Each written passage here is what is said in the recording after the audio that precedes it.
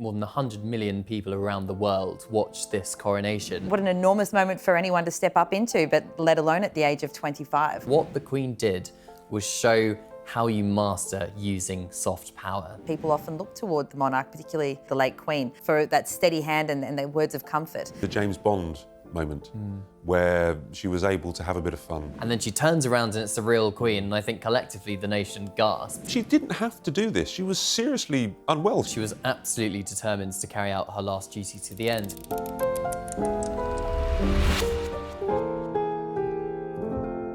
Welcome to Royal Exclusive Rewind for a special show looking back at the defining moments, triumphs and turning points in the unforgettable reign of Queen Elizabeth II. This week we mark the late Queen at 100, revisiting the milestones that shaped her 70-year reign, from her historic coronation in 1953, watched by millions globally, to her first televised broadcast in 1957. She helped bring the monarchy into our living rooms around the world. We also reflect on moments of national unity, from her powerful response to Princess Diana's death in 1997 to her remarkable state visit to Ireland in 2011. And from 4 glittering jubilees to surprise appearances with Paddington Bear and even James Bond at the Olympics. This is a story of a reign that defined an era. Joining me to look back are royal reporter for news.com.au Bronte Coy and GB News royal correspondent Cameron Walker. Welcome to you both for this special episode. Let's start with the coronation.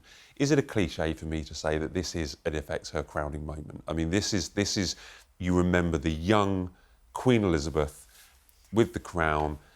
Wasn't necessarily her destiny, because her father became king after the abdication. But this was the start. This was the beginning. This is why I like to remember the young Queen Elizabeth II. When you think of a coronation, this is a coronation. I think people were going out to buy television sets just so they could watch it. The way that it gripped the world is truly unparalleled now. And going back and imagining it, no, I think you're right. It very literally kick-started her reign, but it also was, these photos are so iconic and people have their memories from that day, and the fact that everyone sort of stopped to watch it and stood still for a minute. You know, it remains an incredibly significant royal moment. Yeah, and I think more than 100 million people around the world watched this coronation, and 3 million people lined the streets of London to watch Queen Elizabeth II in that Golden State carriage through the streets of London, just to catch a glimpse of her queuing for hours. And the crowds you see from the newsreels and the archive footage outside Buckingham Palace is like nothing I've ever seen in any modern day royal family event. And I think it just shows perhaps the love and the excitement for such a young monarch who was at the start of her life, really, in the start of her reign. I mean, that's a really important point, that she was so young. And she wasn't meant to be queen. It was only because of the abdication of King Edward VIII that, you know, propelled George to be king, and then he died so young. I mean, the nation, but also the world, was kind of beguiled by this young, and let's be honest, she was attractive. She was a very beautiful young woman, and the whole world was charmed by this coronation. Yes, she was 25, and it is incredible to think that now, because what an enormous moment for anyone to step up into, but let alone at the age of 25.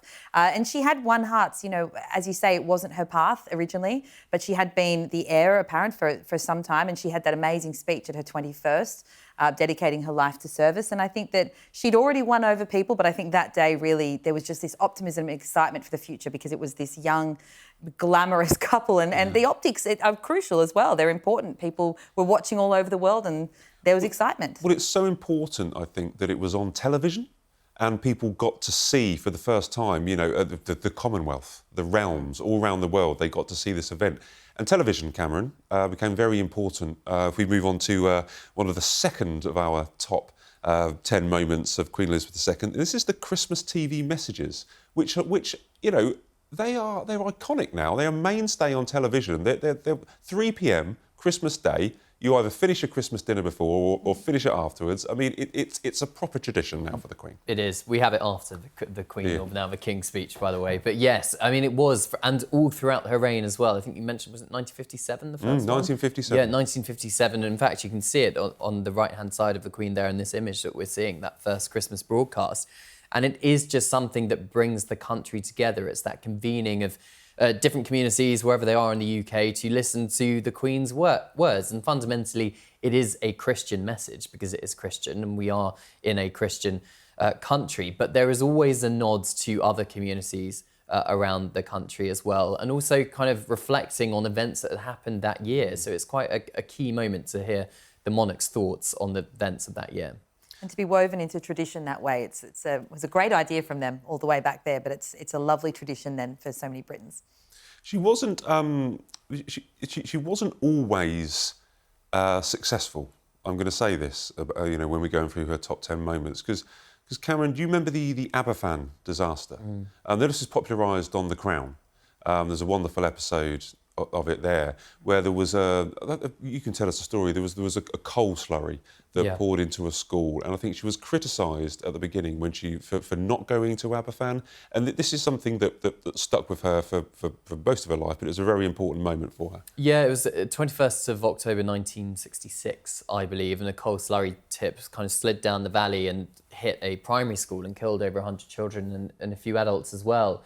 And it was such a beyond awful disaster, and it really struck the country hard. And the late Queen, I think she did put out a statement initially saying the thoughts and prayers with the victims, or words to that effect, and it just didn't quite cut the mustard. And I think there was growing pressure over the days that followed, and the outcry from the parents and also the local communities in South Wales and in those mining communities for the Queen to show her support in person. And I think it was about 6 days later she did agree and she went, and I think it genuinely moved her. And we've obviously seen the Crown episode. I'm not basing this on what happened on the Crown, but I think what the Queen did after is almost as important as what she did during the events and going to the site of a tragedy. I think she visited Aberfan about 4 times afterwards throughout her reign, the 1990s, a couple of times in the 2010s as well.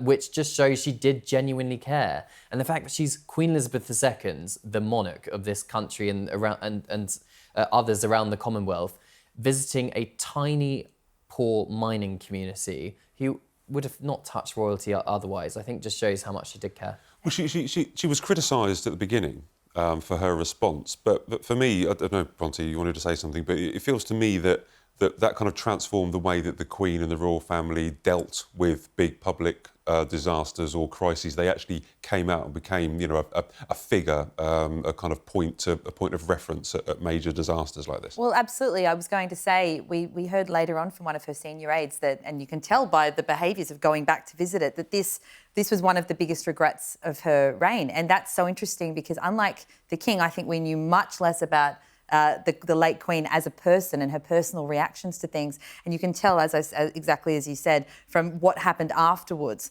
And then from that comment from the former senior aide saying that it had impacted her so greatly, she regretted it. I think that it was a real turning point for her in how she handled things in the future. And as you say, for the royal family on the whole. It's a real turning point, I think. I'm glad we spoke about that one. Now, guys, what do Kermit the Frog, Ozzy Osbourne and Paddington Bear have in common? Oh, have they all met the Queen? all appeared at the Jubilees. We had four Jubilees, all of very different themes. I was around for the most recent one, the Platinum Jubilee. It was extraordinary, and seeing the Queen appear on the balcony. What's your take of the Queen? I mean, it was a long reign, obviously, so she got to have four successful Jubilees. But what are your highlights of the 4 Jubilees that we witnessed? I loved the Platinum Jubilee. I was watching on from Australia. Sadly, I was not here for it. But I always think those Jubilees for the late Queen, as we've talked about so many times before, she has an incredible legacy, but it was great that during her reign, she got to sort of see how people felt about that while she was alive. Often it's when people die that we hear all of the good things, but for there to be such a national or international celebration of her, and particularly the party at the palace aspects, where, as you say, so many huge figures, extremely well-known people were taking part and clamouring to take part. Everyone you want to be a part of something so iconic. I think it's just I've said this before, but you British folk, you know how to throw a great event, and it's with the royals especially, and I think these were all really, really fun. Well, for the Golden Jubilee in 2002, I was at primary school, and we were all given an official Golden Jubilee spoon and a Golden Jubilee coin, which I've still got somewhere at home. So that was my kind of first memory of Jubilees and royals. And then I worked for the Platinum Jubilee of 2022, and it was my first major royal event, actually, that I had to cover. And it was just incredible, I think, seeing the reaction from the crowds when the Queen, well, actually, it was when the royal standard went up above Buckingham Palace to show that the Queen was actually in residence, because that was not a given that morning. It was not confirmed that the Queen was actually going to be there for the parade and trooping the colour. And it was such a huge reaction. And when she walked out onto the balcony with the other members of the royal family, it was a really special moment. I'm glad that the Platinum Jubilee in many ways was so close to her passing, because we did actually manage to celebrate her at that Jubilee properly rather than mourn. We had a good party. You mentioned there about the standard. That brings us on to the next point, the Royal Standard. The Royal Standard wasn't flying at Buckingham Palace after the death of Princess Diana. And there was a lot of criticism, we mentioned about the Aberfan, and she did react, maybe at the right time. The Queen came back from Balmoral, where she'd been with the children, with the family, and she gave an address, a televised address about the death of Diana from Buckingham Palace. We see a picture of her here. That was, again, I believe, one of her highlights. She went live as well. It was that was a huge moment for her. As you said, there was a lot of criticism at the time because it was a nation in such shock and there was so much mourning. And in those moments, people often look toward the monarch, particularly the late Queen, for that steady hand and the words of comfort. But I think from her perspective, it seems that her priority in the days that followed Diana's death was to look after her grandsons and kind of keep them a little bit away from the glare of what was going on that they were going to have to face sooner or later anyway. And she wanted to give them that time. But you can see that in that moment, she realised that she needed to speak to people, and she spoke. Again, it was a moment we hadn't really seen from her for the way that she spoke that day. And it was a really significant moment in her reign because we saw her not just as the Queen, but as a grandmother. Yes, and that's a key line from her speech, isn't it? Not as your Queen, as a grandmother. I don't even think the Union flag was up above Buckingham Palace to lower to half-mast for the death of Diana, Princess of Wales. It was only post all of this that the Union flag would be put up on Buckingham Palace when the monarch wasn't in residence. And I think it was a key moment when she came back following the criticism from the public and indeed the press, and she stood out of the car, and no one was really sure what the reaction was going to be when she did return finally to London. And I think it was a collective kind of breathe out. People were happy to see her. They were happily chatting to her. She did a bit of a walkabout, was collecting flowers and just seeing her people. And I think it meant a lot to those mourners outside Buckingham Palace that day. I believe one of the mourners gave her some flowers, and she assumed that was for Diana. And one of the mourners said, "Oh no, Mum, these flowers are for you." And I thought that was a really nice moment. We did need her back in London and to make that speech, and maybe it happened at the right time. All about timing sometimes. Cameron, one of the lesser heralded achievements of the late Queen was a 2011 visit to Ireland. And people forget that there was IRA, there was bombs in Northern Ireland, there was mainland bombings, and there was in the UK there was it was quite horrible at some times, what was going on. But we'd had the peace accord, we'd had the agreement on Northern Ireland, and the Queen visited Ireland in 2011. Why was this so important? Yeah, I mean, the IRA killed her relative in 1979, Lord Mountbatten, and as you say, this was the first royal visit to Ireland following themselves becoming a republic, and it was because of all of the troubles and the Good Friday Agreement being signed in 97. It was such significant political moment, but also the security was beyond anything anybody had ever seen because of the threat from Irish Republicans and all the rest of it. But what the Queen did was show how you master using soft power. She didn't have to do much, but what she did was just so iconic. I think that the most important thing for me was during her speech at the state dinner, where she started her speech speaking in Irish, a language which Britain wanted to ban Irish people from speaking when they still ruled it. And that was such a moment, and I think people applauded in the hall. There was gasps. Yeah. All the politicians, there were gasps and smiles and shocked looks. It was that, you talk about soft power, it was incredible. I mean, I had friends and family who lived in Ireland that time, and they still think that the Queen apologised for things that happened in the past, for said atrocities. They were completely won over by the late Queen. It's a remarkable achievement, I think. Yeah. Absolutely, exactly as you said. It's those moments of soft power where when it actually happens, they wield it so effectively, and it was exactly that. Everything that she did was executed with precision, and it came after such a turbulent period of time. It was incredible. Executed with precision. Well, that brings us nicely on to our next one. London Olympics, Bronte. Oh. With James Bond. Let's have a fun memory of the late Queen rather than these sad ones we've heard. Talk us through what happened there on the 2012 London Olympics opening ceremony. The Queen had a starring role. Oh, I love this. And of course, she should have had a starring role. As soon as it happened, you can't think of anyone better suited to be in this. So it was, of course, Daniel Craig as our former Bond with the late Queen. And apparently she wasn't supposed to have a speaking part, but wanted one. And then we got the Good Evening, Mr. Bond. And it was this amazing moment where they meet. But I still remember seeing for the first time when it looks like she's then strapped into this parachute. And then, of course, someone parachuted into the stadium. Not the Queen. Let me take you behind the curtain there. Sorry to ruin the magic. But I thought that was one of the most memorable moments from her reign, on the lighter side, but it was just it showed off that little bit of her personality that we didn't often get, but obviously she was willing to take part in things that were going to be a little bit silly and a little bit fun, and the fact that she wrote herself a line, I think, is iconic. And it was really clever kind of camera positions, because when Bond first enters the room and you see the back of the head of a lady with grey hair sitting at a desk, and you think, oh, who have they got to play her? Is it her? Is it not her? And then she turns around and it's the real Queen, and I think collectively the nation gasped. And just a bit of a shout out and a plug to the Royal Collection Trust. The dress that Her Majesty's wearing there, they've got them on display at the moment in the 100 Years of Queen Elizabeth's Fashion exhibition. But it's not just that dress, it's the body doubles dress who also jumped out of the helicopter into the stadium. And they've got the body doubles dress turned around so you can see the lining where the parachute was strapped into it. So yeah, it's quite a bit of movie magic there. It was important for her to be there at such an important, what was effectively a huge national event. The Queen had to be there, and she made it fun.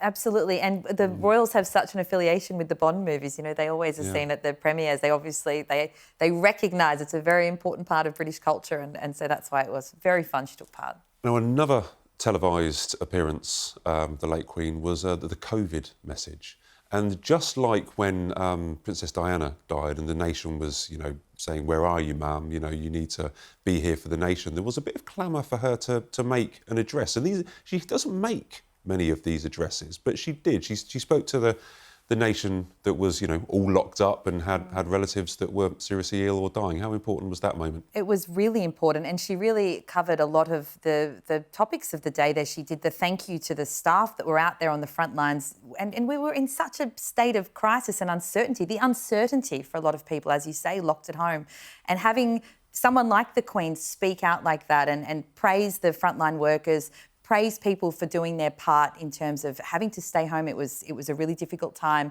And then that famous line, "We will meet again," it gave me goosebumps. I remember seeing it for the first time. That video went all around the world. It wasn't just here in Britain. I remember getting the press release and we were very excited because it was embargoed before it came out. And that was, you look down, you went, "We will meet again." That's it. You've absolutely nailed it. All the other stuff is really worthy, but that line, "We will meet again," was was beautifully dropped into her speech. Yes, and the line from Vera Lynn's famous wartime song as well. It really was incredibly poignant. And I actually was talking about this very speech in my job yesterday outside Buckingham Palace, and a couple of American tourists overheard and came up to me afterwards and said, "Do you know what?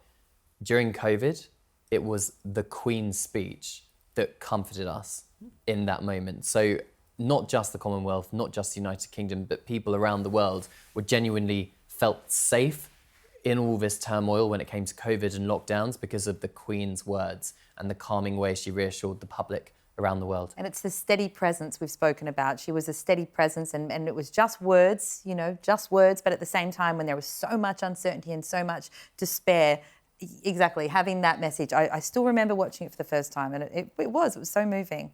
Do you remember watching for the first time, we mentioned about the Platinum Jubilee earlier, because the next highlight on my list was the surprise sight, there he is, of Paddington Bear and the late Queen. Because again, as journalists, you are given advance notice as this is going to happen. And I was sat there outside Buckingham Palace and it was on the big screen, and obviously there were tens of thousands of people that hadn't seen it, and you experienced that kind of collective gasp and laughter once this footage came up. So were you told in advance? You were. So I was in the very early days of royal reporting and was not told this in advance. So I was as So what was it like? Tell us. So I was actually in the concert in the arena as well, outside the Victoria Memorial. And I was shocked and couldn't believe it, and obviously was joining in with all the crowds. But then I turned my head to my right, which is because I could see the royal box from where I was. And I don't think some of them were aware. Oh, really? I don't think so. Certainly Sophie, who was then the Countess of Wessex, was not aware. She was laughing her head off. She really enjoyed that moment. And then, of course, sorry to make it sad again, but obviously when the late Queen died, this became such a symbol for people of their grief. You know, I went down to as I'm sure both of you were, down at the floral tribute area after she passed, and there were so many little Paddington Bears there because people then associated her with this clip, and it was so joyous. It was so much fun. Yeah, no, it's very similar to the James Bond moment where she was able to have a bit of fun, able to send herself up and cheer people up. I would love her to appear, or I'd love to to appear maybe in the background or of a Paddington movie. I don't understand why there isn't a kind of more of a tie-up if they brought out a new Paddington movie, because they are now so intertwined, as you say, with the. With her memory is intertwined with Paddington Bear. I think that's a great idea. The last one was Paddington in Peru. I obviously have a 5-year-old, so I'm across it. But the next one, maybe that's an opportunity for it, because I agree, it was this perfect collaboration of British icons. And finally, it wasn't all fun and tea parties and platinum jubilees and celebrations and speeches for the Queen. She had to appoint... We both did the same thing. She had to appoint many prime ministers. Yes. Now, Liz Truss, we're not saying that Liz Truss is a highlight. We are suggesting that her political role, speaking to politicians every week, having a phone call with everyone from Winston Churchill to Margaret Thatcher to Liz Truss. But this was effectively her last act. She was asked to appoint the new Prime Minister, although she didn't last very long, like less time than a lettuce. But it was a very important job for her. And I love the last photos of the Queen. It was just a couple of days before she died, and she was still working, Cameron. Yeah, she was absolutely determined to carry out her last duty to the end. But I interviewed Liz Truss for the year anniversary of the Queen's death for GB News, and she told me that the Queen told her that we will meet again soon. I look forward to our weekly meetings. So perhaps even the Queen didn't know that she only had days to live. It was just so tragic. But as you say, right the way from Winston Churchill, where she was a shy young girl, just kind of, 25 years old, right up until the decades of experience to almost 196 years old with Liz Truss. She had seen it all before, but she was determined. She knew what her duty was as monarch and head of state. She didn't have to do this. She was seriously unwell. She died a couple of days later, but I loved the look of her face. I mean, I know that we say what you like about Liz Truss. She didn't last long. Not the greatest Prime Minister this country's ever had, but she seemed to be happy doing her job, Bronte. This really is the perfect final photo of the Queen, I suppose. She's got a smile on her face there. That's really heartbreaking, what you've just said, by the way, about her not knowing. But that's exactly it. She was doing her duty. That's exactly what she was so good at doing and so committed to doing and stayed dedicated to right up until the final hours. As you say, it was 2 days before she passed away.